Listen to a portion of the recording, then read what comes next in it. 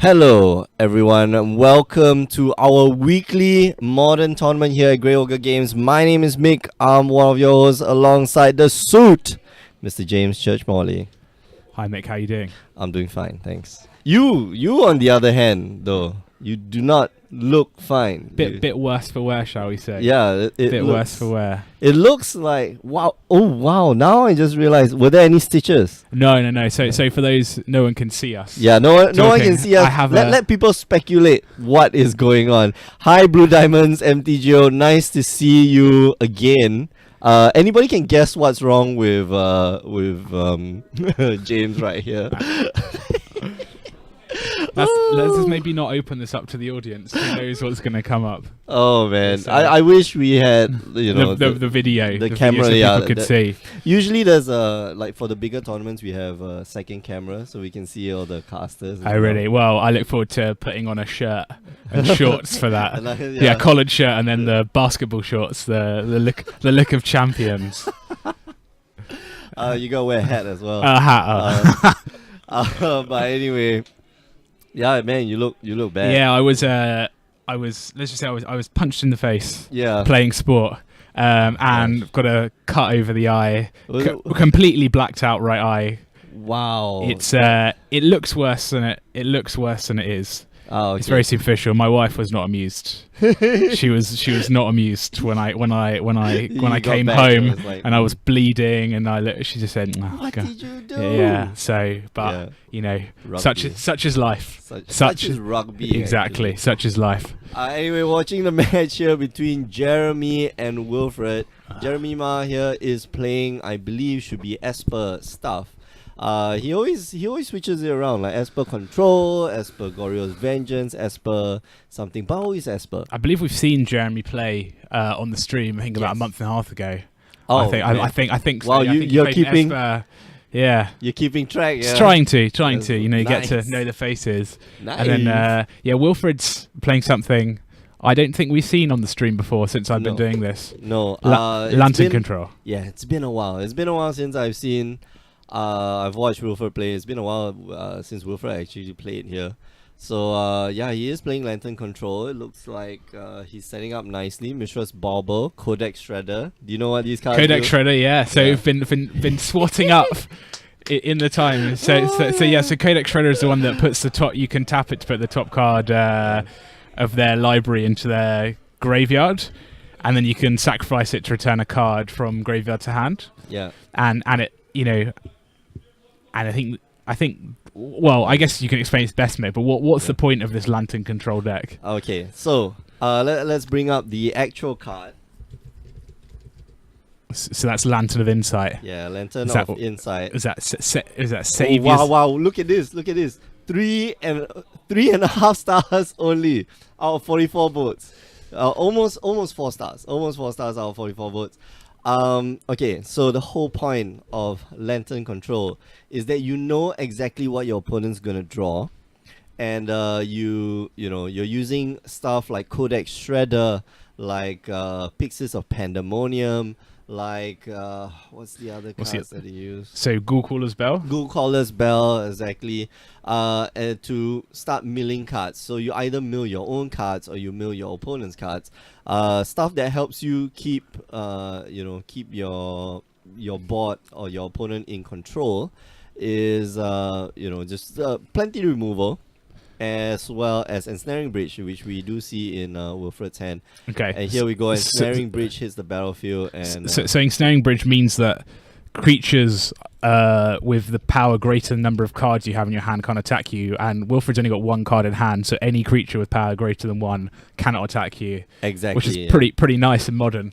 Yeah, it does work. It does work. Now let's bring up the. This is whiteboarded.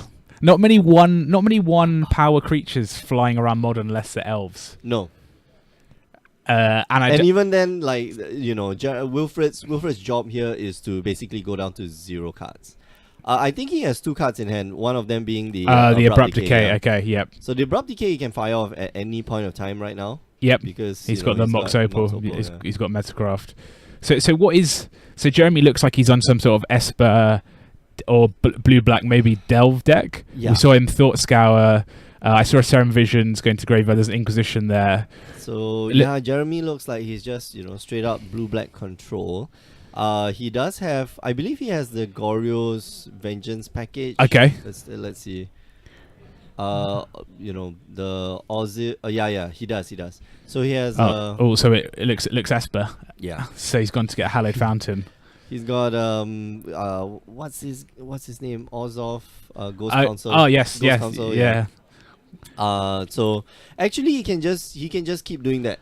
If he manages to mill one, and is able to bounce it, just multiple times or just wait, he'll win the game. Then Wilfred will, Wilfred needs an answer to the Ghost Council. And then so Jeremy there, Lingering Souls, one of the few cards, in fact, that does create creatures that can allow you to attack through an Ensnaring Bridge on one or two cards in hand. Yeah. And we can see Wilfred just Abrupt Decay, one of the Lingering Souls, for very little value. Yeah. I guess Wilfred just wants to get cards out of his hand. Yep. Wow, he's playing interesting set of cards that he is actually playing here. Alright, so banishing collective brutality. And so we see Jeremy's got the Orzhov, Ghost Council, a Jace, Path to Exile, 2 Fatal Pushes. Don't think the Fatal Pushes are going to be particularly good in this matchup. No. Don't think the Path to Exile is going to be particularly good in this matchup. Alright, so Pithing Needle here is the draw. It's okay, I think, Wilfred can just take 1 or 2. Oh, alright, scratch that. Like, no. I was going to say, yeah, he can take like 1 or 2 damage. No problem, no big problem. No, but he's not interested in that at all, so just gets empty-handed, casting the Pithing Needle. Yeah, he did. I'm guessing he names Jace here. Yeah, I think that's alright. sensible. Jace can attack. Jace can attack 0-2. Jace can attack. So if you can swing in with Jace, yeah, pump it up with what's that? Become Immense. Oh, of course, yeah. Become Immense, so and then Teemo Battle Rage. So go 5 color. Yeah. Esper Delve deck. Yes. With the Become Immense Teemo Battle Rage package. All in, man. To do 12 damage. Just 12 for damage. This, just for this niche sideboard tech. Yeah. For the Lantern control deck, of course. so we see Wilfred sort of has the board locked down now. Yeah. What is his plan going to be? How does a Lantern control win?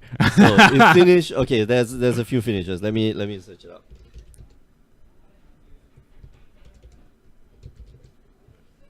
Okay, so one of them is this Mindslaver. Mindslaver will, he has Tolaria West. Tolaria Academy. Okay. So Tolaria Academy allows you to Tolaria Succan Ruin allows you to bring back an artifact, put it back on the top of your deck. So you Mindslaver the guy to infinity. Okay. That's one way. That's one way, but it's not very popular. This is not the best way. Okay. The other way is to just basically mill your opponent out. Okay. Just just wait it out, which is a problem because Jeremy here has the Orzhov, the Ghost Council. Yeah. And that can, if you just wait it out, it will kill you. Yeah. It's draining you for 2 every time. So Orzhov the Ghost Council is 1 white, black for a 5/5. Yeah. And it has, whenever it enters the battlefield, you gain 2 life and your opponent loses 2 life. Yep. And then at the beginning of your end step, you can exile it and then bring it back at the beginning of your next turn. Yeah.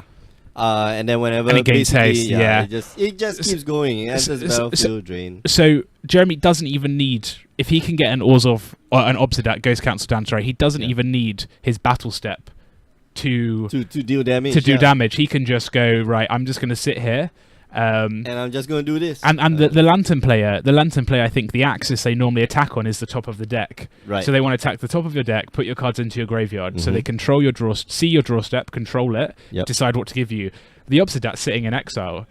How does you're not going to be able to interact with it. So how does it's in an interesting sort of, it's a different axis which Jeremy's attacking, which I'm not sure the Lantern deck is particularly well equipped to deal with. What he can do with it is that Wilfred can just hope and pray that Jeremy forgets the enter the battlefield trick. So how does Pithing Needle work? If Wilfred named Obsidat Ghost Counts with Pithing Needle, would that wouldn't it stop won't it? do anything Okay. because Pithing Needle, gets you only activated abilities. Okay. So, yeah. But it can name lands, so no problem. Okay. Acorn Harvest here saying Lantern wins when the opponent gives out a bottom. Yep.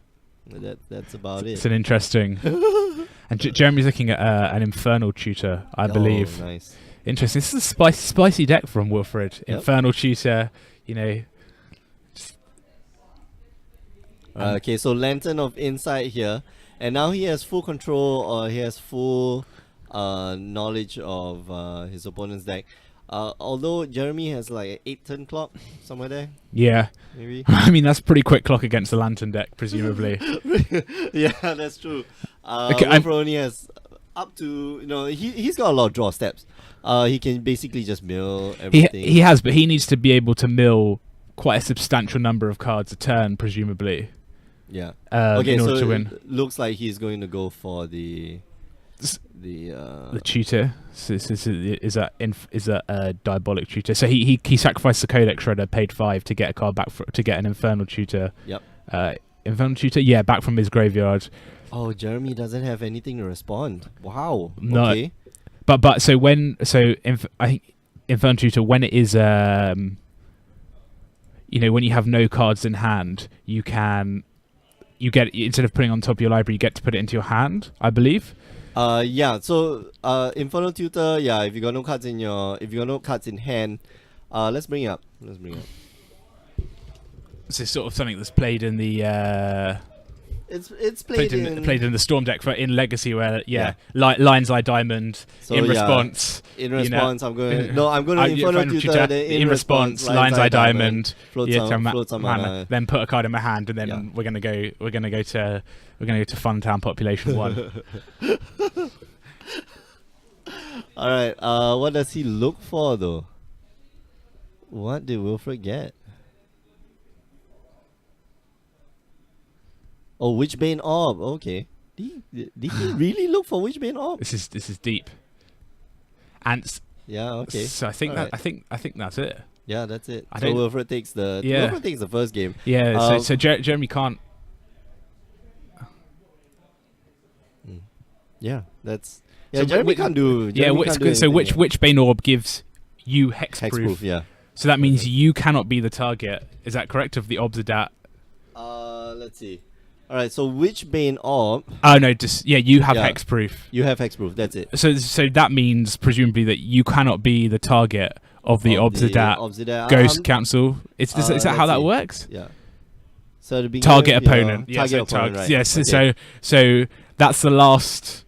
So that's why Infernal Tutor does. Yeah, really? But that's the last. That's the last piece of the Lantern puzzle. Is that you can't draw any cards, you can't attack me, you can't even target me with things. Yeah, and now with like Tolaria, with Tolaria, I'm just gonna get back all. I'm gonna survive you, unless of course you have an Emrakul.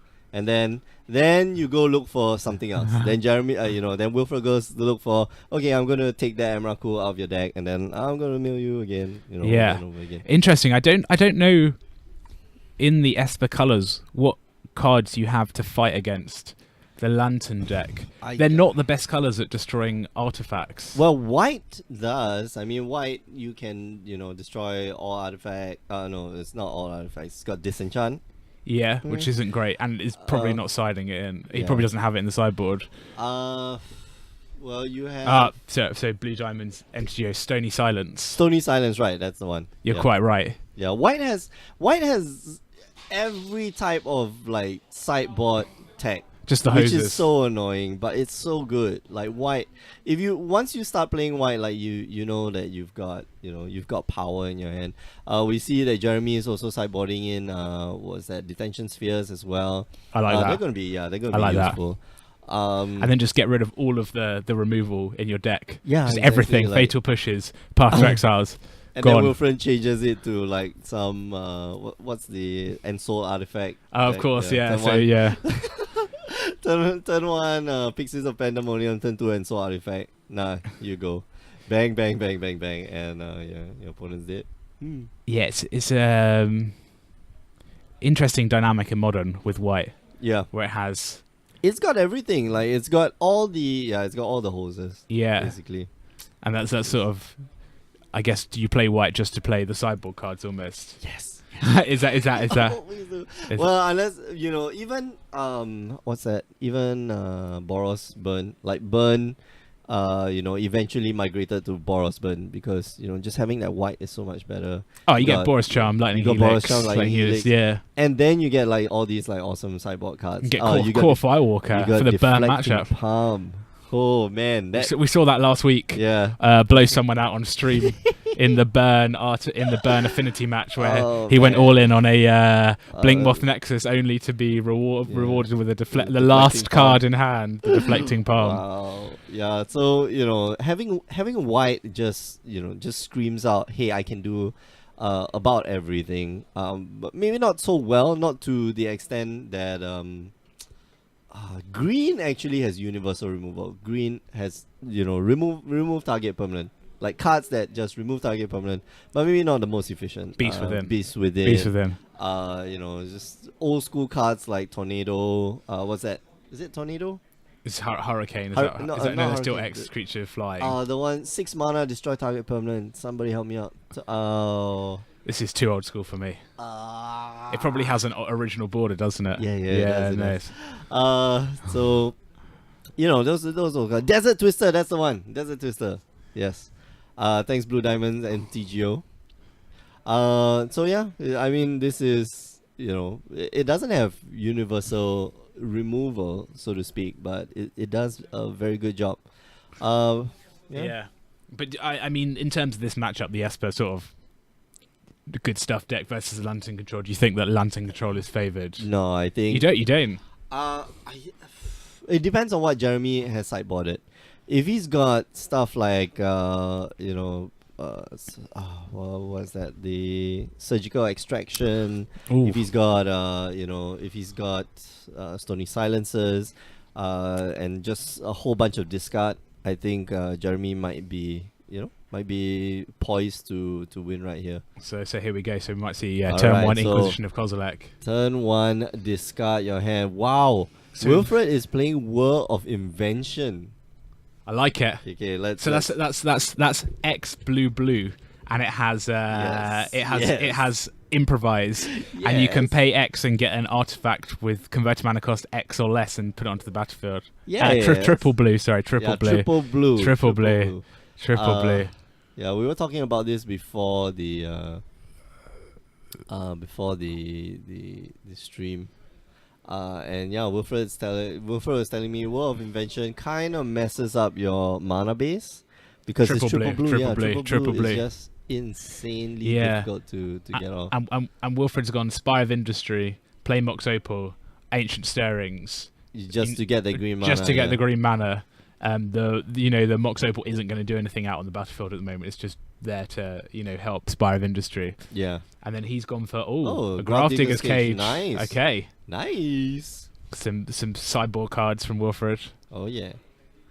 So another Inquisition from Jeremy. I think you take the Grafdigger's Cage here. Yeah. Yeah, you take the cage. Definitely take the cage. Then a lovely Hour of Devastation, Fuller Island. Love that. It's not foil, man. That doesn't matter. Doesn't matter. Doesn't matter. No, Dark Slick Swords. Oh wow, Seal of Primordium here. Wow. Random. That is. So that's to combat the rest in peace. Of course, yeah. Silence. So Seal of Primordium is 1 green for an enchantment, and it has sacrifice Seal of Primordium, destroy target artifact or enchantment. So it just sits on the battlefield. Yeah, just as a warning, like hey man, I got this, man. Don't mess with me, man. Yeah. And then Jeremy here just on the triple Inquisition of Kozilek plan. Unfortunately, doesn't get to stop the ensnaring bridge here. No, just, passing. But no third land for Jeremy as well. So he's sitting on. He's got his colours, but no third land. I don't think he drew a third land for. No, we're gonna see. No, he didn't. Yeah, but Serum Visions might get him there. Let's see. Nope. Random user 619 in the chat. That's a Seal of Primordium. Yeah. the green card, let's which bring it up. we'll bring it up for you. So Jeremy's going to play Serum Visions, draw a card, then scry 2. He's looking at them. I think there's a land there. Yeah, he's put them both back on top. Oh, jeez. What happened? No, the photo. Yeah. Photo There it did not is. show up. There we go. So we've got the old is that Planar Chaos version Yeah. So for maximum havoc for the casters. There it is. I like that. Players try to challenge us all the time with We study. We know. random. Yeah, with random cards. We're ready to go. Especially especially with the Tron lands. Man, that messes me up. So many arts. There's like 4 different arts of each land. It's difficult. And it's like, this looks like a power plant. No, it's not a power plant. It's a tower. But I guess you can shape a tower in the form of. And they'll all be Japanese as well, Yeah, whiteboarded, exactly. and It's that's just fine. messing you up. We know. We're good. We're ready. We're pros, man. We're yeah, pros. well, don't know about that. All right, so Wilfred here able to fire off a World of Invention, and That's a land. So Wilfred has now got the Lantern of Insight online, which means that he's going to be able to see the top card of each player's library. Yep, including his own. Oh, Maelstrom Pulse. Wow, Maelstrom Pulse. Draws the Maelstrom Pulse too. This is a spicy Sultai brew of Lantern. 3 colours, still the Abrupt Decay, Seal of Primordium from the sideboard. And yeah, that additional green really does give it a lot. Prior to this, it's usually just blue. It's blue and blue black. Yeah. But yeah, now it's Sultai, which is great. I think I've seen Wilfred play this before.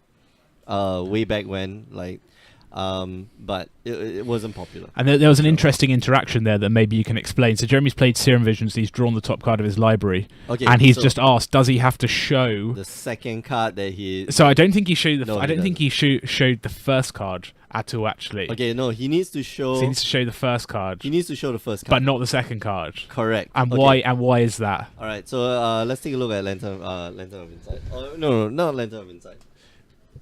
So Serum Vision. So Serum Vision is the blue mana. Draw a card. Oh man, it doesn't. Full stop.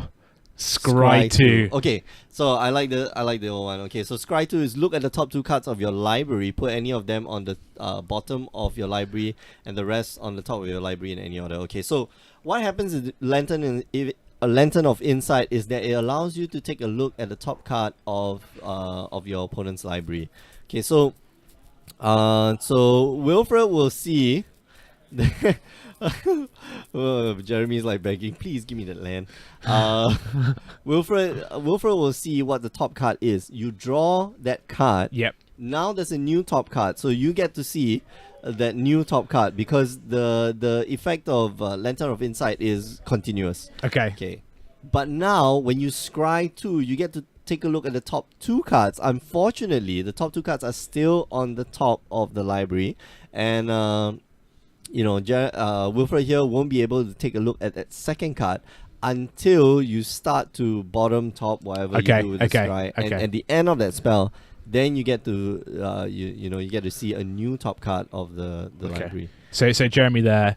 We've had some moving of cards. He's drawn an Isolated Chapel as a said land, play Collective Brutality just to discard the Maelstrom Pulse from Wilfred's hand. Yeah, and he's now got, he's got a lot of gas. He's got, 2 Detention Spheres, which is going to be very useful. But the Detention Sphere kind of dies to the Seal of Primordium, which is kind of problematic, but at least he's got 2, so that helps.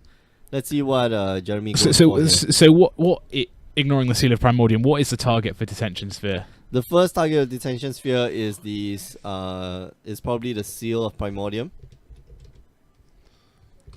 Oh yeah, Kambal. Yeah, so yeah, the first target will be the Seal of Primordium. That's it. Okay, that's you need to get rid of it because it will get rid of whatever you just try to get rid of. Okay. Then the second target will be anything that you want. Okay. The problem with that, actually no, the first target should be anything that you want. Yeah, because the Seal of Primordium is going to sacrifice in response. So the issue with it gets the Abrupt Decay back. So second instant. so the card we've got pulled up on the screen is something you don't really see that often, but it is. Yeah. I really like it. So It's- Campbell, it's deck tech. console of allocation.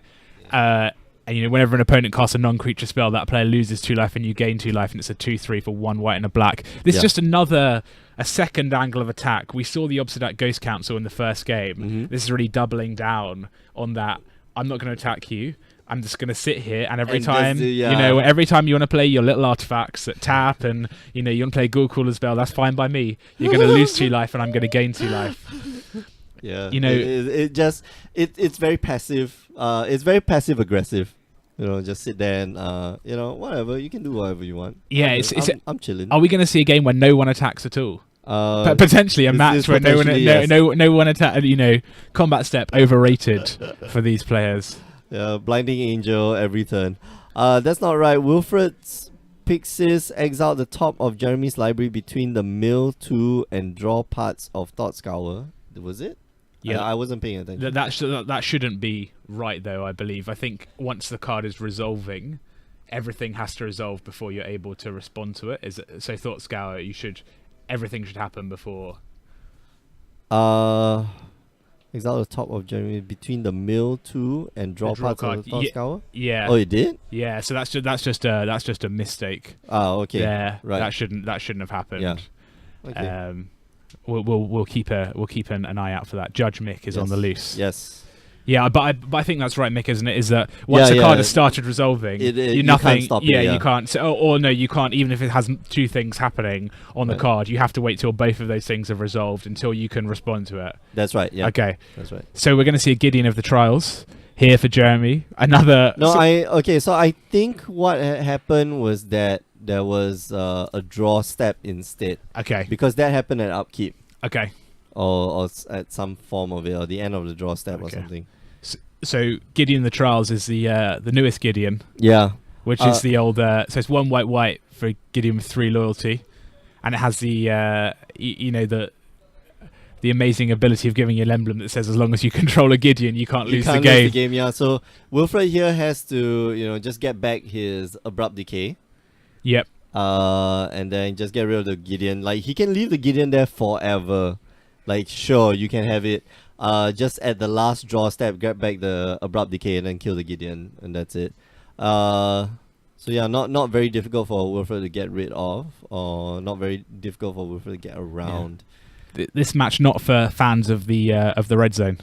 This one. I said it before. Not for fans of people who like attacking and blocking. Hey man, we've got to represent everyone, and it's good to learn the different matchups. Yeah. It's good to learn what other decks are trying to do. And it's a testament to Modern as well, is that you can have. Yeah. There's so many different decks, and this is one of the decks which, these are 2 decks in fact that just play on a completely different axis to everyone else, and Modern's so versatile and so diverse that. It's pretty much something for everyone. And I love that Jeremy still has outs. Like his deck still has outs. Yeah. This is not the end of the game for him. I love the Obsidian Ghost Council. It's just I just love it. Kambal, Obsidian Ghost Council. Was that the Tasigur as well, just to just get recurring value over and over and over again. I like someone's gone deep. He's typed in Orzhov into Gatherer, and he's just found all of the cards. Oh yeah. They're like, whoa, what can I play in my Orzhov colours that drain life? Brilliant. They're gonna go random user 619. We'll update it, but Wilfred won the first game. Yeah. Oh right. Score.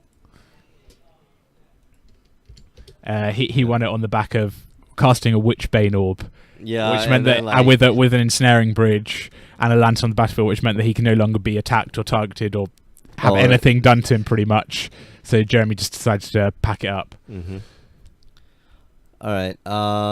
Let's see. So yeah, what Wilfred here is looking for is another Codex Shredder. Oh no, he does have a Codex Shredder. So yeah. It's going to be a bit tough for Jeremy, honestly.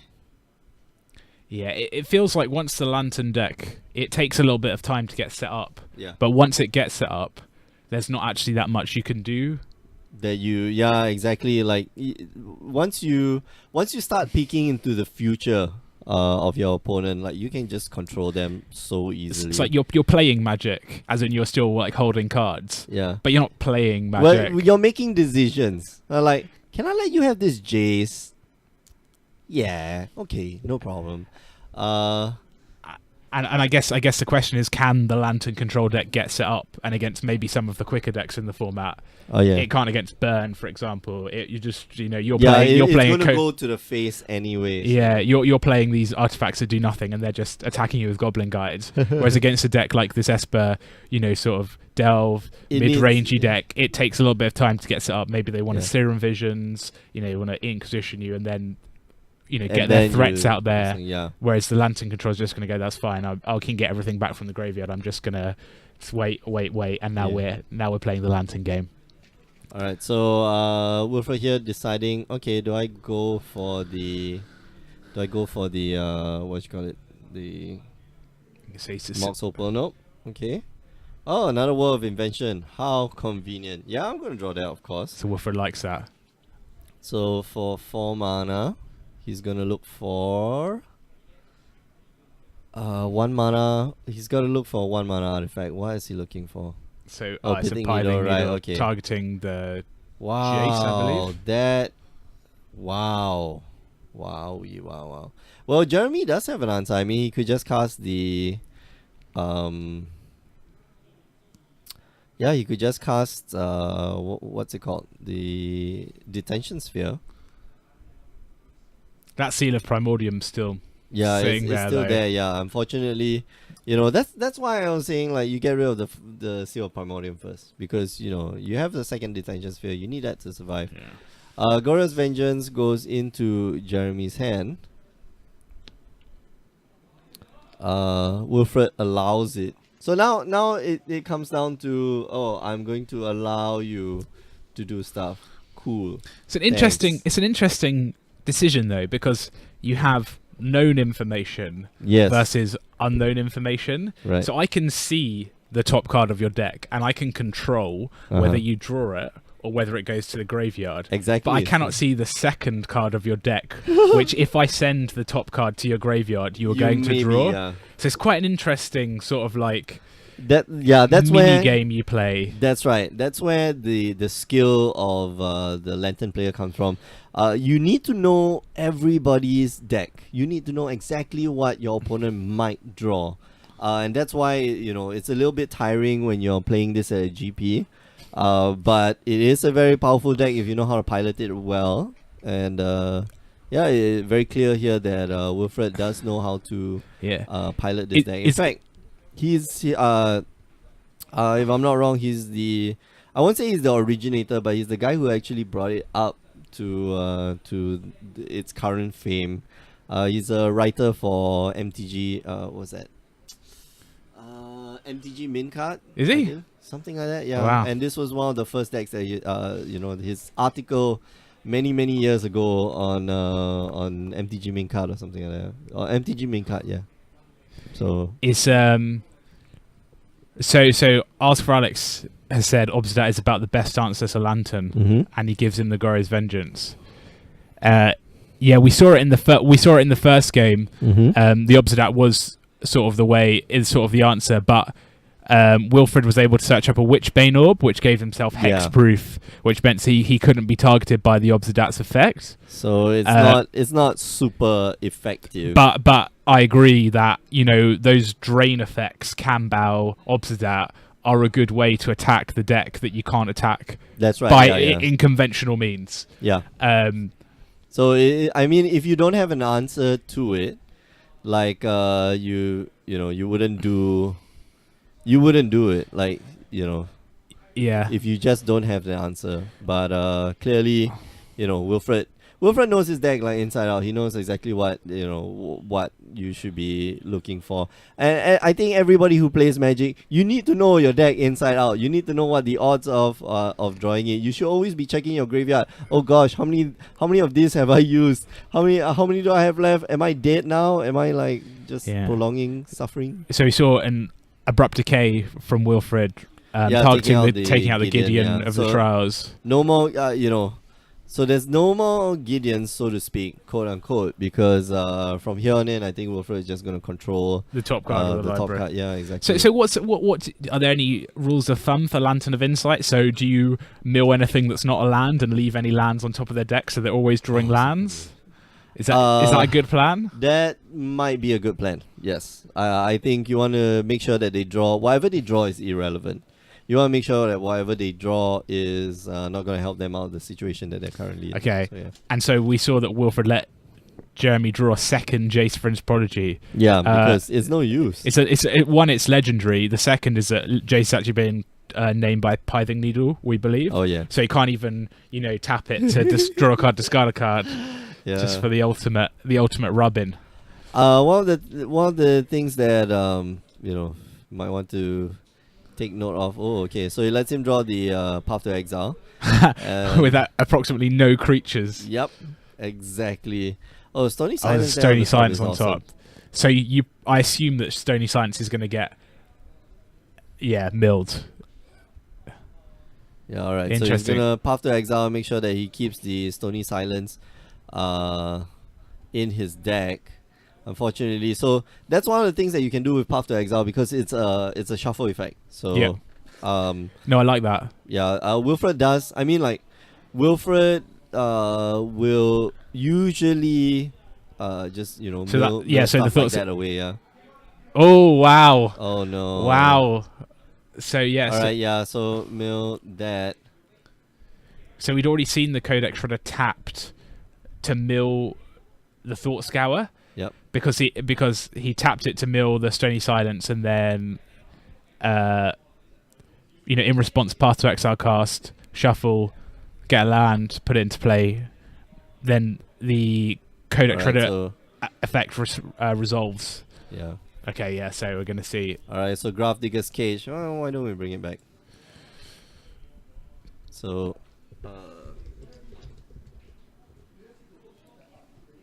So yeah, Graph Digger's Cage here is the play from Wilfred.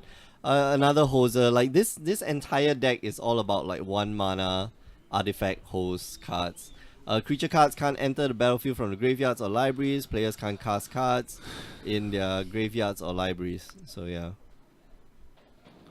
But it's just another, if Jeremy needs a specific card, he can mill it and then bring it back to his hand, and that's not really affected by or impacted by the Lantern Codex Shredder lock. So he can sort of use his graveyard as a second library, as it were, but with more choice. Yeah.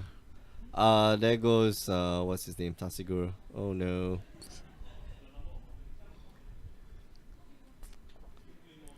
So what do you do here? Oh, okay. No, you just put. Yeah. So it looks like the Obsidat is going to enter play one way or another. Nope. It's going to get exiled. It's going to get exiled. Okay, yeah, it's going to get exiled. Oh yeah. Am I going to give you the Ashok? Ashok here is a bit problematic because Ashok, mills 3 cards essentially. Yep. Let's bring Ashok up. It's Ashok is also another way to attack the Lantern deck or attack back at the Lantern deck. Exile the top 3 cards of target opponent's library. You're basically going to mill your opponent 3 cards a turn, unless of course you get a Witchbane Orb. Yep. So we're going to see Ashok come down and then exile the top 3 card of Wilfred's library. Wow. Okay. And then a Jace, which is not going to do very much apart from sit on the battlefield. Nope. So yeah, they gotta get rid of that Ashok. So let's see. Alright, so Pitting Needle goes back into the library. Comes back out. Pitting Needle you naming Ashok. Presumably naming Ashok, yeah. Alright, both of us exile cards. So should players be counting the number of cards in their library at this point? Yes. Is that where we're heading? Well, I won't say counting cards in the libraries, but you need to know what your outs are, what outs you have left. And for Jeremy, I think it's growing dimmer. There are a lot less cards left in your deck that will be able to propel you to victory. Yeah, we've seen the Cambal's gone, the Obsidat's gone, the Ashiok's now been neutered. We saw a Stony Silence go to the graveyard. All right, so Codex Shredder here gonna take back, I think, World of Invention, Okay. and yep, I'm So just it's- gonna get Witchbane up probably. Yeah, so 3, 4, 5. Yep. and there it is. Yeah, so Witchbane Orb. So Ah, you know we brought up earlier, but it's 4 mana for an artifact, and when it comes into play, you can destroy all curses attached to you, yep. and then you have Hexproof. So for all of the cursed tribal decks in Modern, that's the answer. Yeah. And yeah, he can't target you with the Thought Scour. Jeez. Oh man, now this This hurts. Yeah. this is a lock. You know, this is the lock. this yes. is a lock. There's Jeremy's He didn't even need the Pithing Needle, by the way. just gratuitous. The second one wasn't yeah, it? Jeremy's library looking very thin as well. yeah, it's just those few cards. Yeah, I'm gonna get back a Codex Shredder, and I'm gonna get back the World of Invention, and oh man, this feels bad, man. Feels bad. Is it possible to get Wilfred's deck list? I'm planning on playing Whir for regional Saturday. C4. I will. Well, yeah, we'll talk to Wilfred, see whether he's whether he has it online somewhere. So yeah, or maybe we'll just get him to talk to you. No problem, C4. All right, so cast the Obsidian, sure, but it can't target you. Whatever. And it can't attack. Yeah, it can't attack. Oh, this is so bad. This is terrible bad. This is why you always have Become Immense and Teemo Battle Rage. The old 5 color. Yeah, exactly. And Jeremy's had enough. Yeah, I know. He's had enough because that's the last card of his deck, by the way. So. Wow. Okay. It sort of felt like a lost cause about 5 turns ago. Once Wilfred had the lock, 2 Ensnaring Bridges, Codex Shredder, just the Lantern, the just sunken. Yeah, the sunken ruins. Yeah, just absolutely able to control.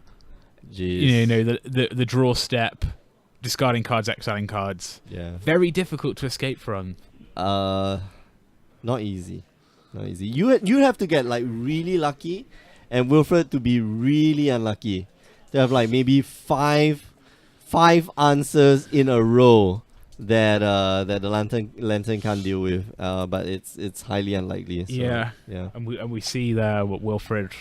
I think what he bought in. So he bought in. Yeah, just more Thought Caesar, Seal of the Primordium. one-off Seal of Primordium. And he drew it. Yeah, no, but he's got like, you think about it, you've got what's that card? The Maelstrom Pulse. You've got Abrupt Decay. So plenty of cards. No problem. A lot of So 2-0 to Wilfred. Yeah, congrats. We're going to come back with round 2 in a short while, maybe about 6 minutes time. Looks like somebody's still playing. The game. It's okay. I'll put you on a replay, but before we go, just want to remind you that you can catch the show every Tuesdays and Wednesdays, 8 p.m. Singapore time. If you miss those, just head on down to youtube.com/GreyOgreGames and watch all the replays of all the tournaments. If you want to find out how you can participate in the invitationals, just head on down to GreyOgreGames.com. And last but not least, do listen to our partners at Power9Podcast.com. All right.